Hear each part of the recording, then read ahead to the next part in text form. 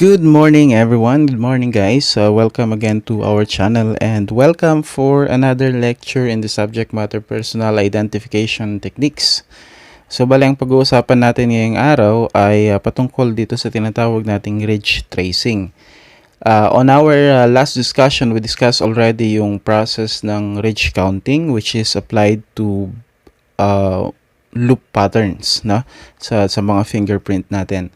Now, to continue that discussion, we have here again our topic on ridge tracing, which is applied also on world patterns. No, so we have a lot of world patterns that we will be encountering under the field of personal identification, especially when we are dealing with fingerprints. Now, I made mention that the process of filing world patterns is different from that of the loop patterns when it comes to the ridge counting, no?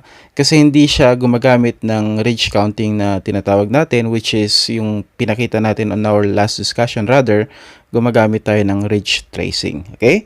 So, let us first define what is ridge tracing na tinatawag. Ang ridge tracing is defined as the process of coursing or tracing the ridge that originates from left delta, flowing towards the right delta or near the point, and determining the number of the intervening ridge between the trace ridge and the right delta to constitute the tree subdivisions such as the inner, meeting, or outer. No? So, that is how they define yung tinatawag nating ridge tracing. As we made mention, it refers to the tracing of the ridge, na doon sa makikita natin. There's important factors that we must consider here, no? The location of the two deltas. Kasi one of the characteristic of a world pattern is that it has two deltas, na? Yung delta nating tinatawag. So I do hope you already know what is delta, na? And what are, the ridges and so on. So the most important factors that we must consider when it comes to the different characteristic of ridges is the location of the delta. Kasi yun yung first na i-identify natin when we are conducting ridge tracing. We must identify the delta, no? Yung two delta kung saan sila nakalagay. And we must remember that in conducting ridge tracing, we always start at the left delta going towards the right delta. So, ang tracing natin guys ay magsisimula doon sa left delta patungo doon sa right delta. It cannot be otherwise. And after that, after the tracing, we are going to be counting yung tinatawag nating intervening ridges between the trace delta to the right delta. So, doon sa ridge counting natin, kung mapansin nyo, we directly, pag na-locate na natin ang core and delta, gawa na tayo ng imaginary line and then bilangin na natin yung intervening ridge between the core and the delta. That's for the loop pattern. Yan yung tinatawag nating ridge counting. Dito sa ridge tracing is that, bago tayo magkaroon ng ridge counting is magtre-tracing muna tayo.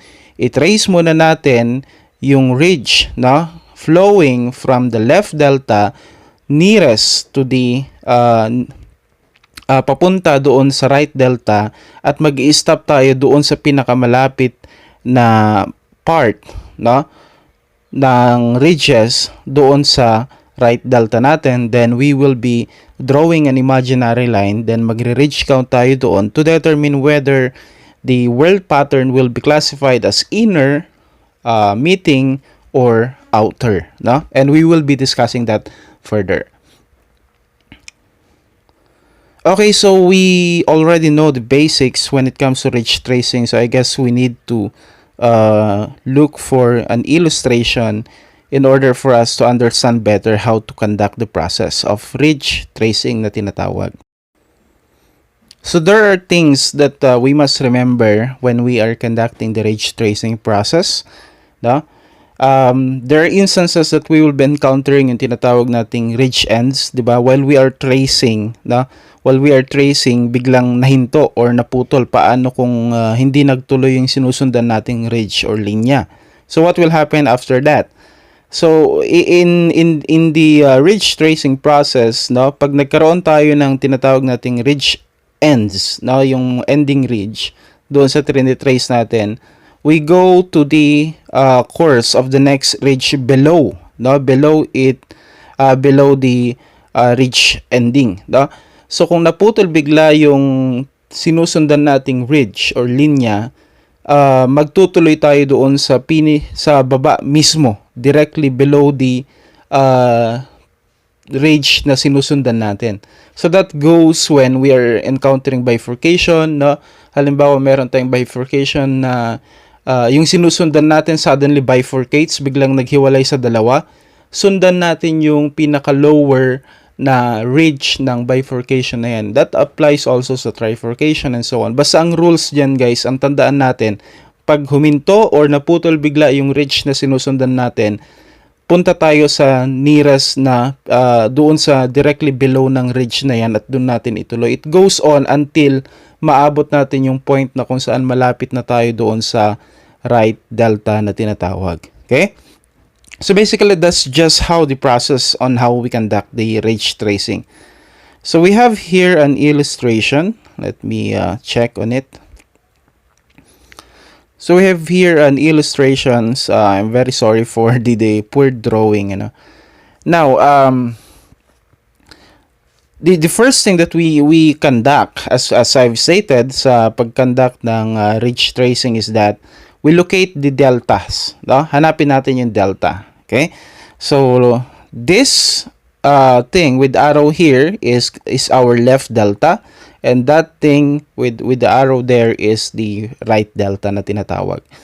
So upon locating the right delta and the left delta, mag-focus na tayo doon sa left delta. No? Tandaan natin that we always start to the left delta papunta doon sa right delta. Then we have the left delta. So we start tracing from the left delta. No? Kung diretso yung delta natin, yung may ridge yan diretso papunta doon, then we continue tracing that. But if not, doon sa pinakamababa. No? Laging ganun. Basta naputol yung linya, jump tayo sa pinakamababang line hanggang marating natin yung pinakamalapit na point saan, kung saan is nandoon na tayo sa right delta. So we have here, as you see, kay start niya pa lang is naputol na agad. So baba tayo, then sundan natin yung linya, then naputol na naman. So bababa na naman tayo, no? Then continuous lang tayo, then suddenly the ridge just bifurcates. Ito na yung tinatawag natin na bifurcation. So nag-bifurcate siya, so sundan natin yung pinaka-lower ridge, no? Then diretso lang tayo, then we are already near the right delta. So, upon reaching that point, pag na-reach na natin yung point na yan, we will now draw yung tinatawag nating imaginary line between the ridge and then the delta. Okay? And then, after drawing the imaginary line between them, bilangin natin if there are intervening ridge between the imaginary line na natamaan ng imaginary line natin. Suddenly, unfortunately, we don't have one, no? Walang intervening ridge dito sa trinace nating ridge papunta doon sa delta. So, 0 ridge count yan. Now, doon sa rules natin, whether we identify it as an inner, meeting, or outer, no? Meron tayong certain rules na sinusunod doon. For this case, since 0 ang ridge count ng ridge tracing na kinonduct natin dito sa world type na to, then the label or the classification of this world will be considered as meeting. No? Meeting. So what are the rules when it comes to determining whether it's an inner, it's an outer, or it's an meeting? So these are the rules that we must remember. Kailan ba nagiging inner ang classification ng isang world pattern? That is when yung trinace nating pattern, okay? So nag-trace tayo ng pattern na ganyan, then pumasok yung ridge tracing natin above the right delta, no? So nandun siya sa taas ng right delta. At para matawag natin, okay, so bakit sir dito above the right delta naman siya. Okay? So pumasok siya sa taas ng right delta. So bakit outer? Bakit inner ang classification natin dito? It is because it has 0 intervening ridges, no? Para matawag nating inner yung classification ng isang whirl pattern is that dapat pumasok ito sa taas ng right delta at merong 3 or more intervening ridges. Okay? So dapat pag nag-draw tayo ng line, imaginary line between yung ridge na trinace natin and then the right delta, dapat meron siyang natamaan na 3 or more intervening ridges. So wala siyang tinamaan, kaya ang label niya will be meeting. Okay? Kailan naman natin masasabi, sir, na outer yung classification ng isang whirl pattern pag trinace natin? Okay? So matatawag nating outer ang classification ng whirl pattern kapag yung trinace nating ridge ay nandoon sa ibaba ng right delta.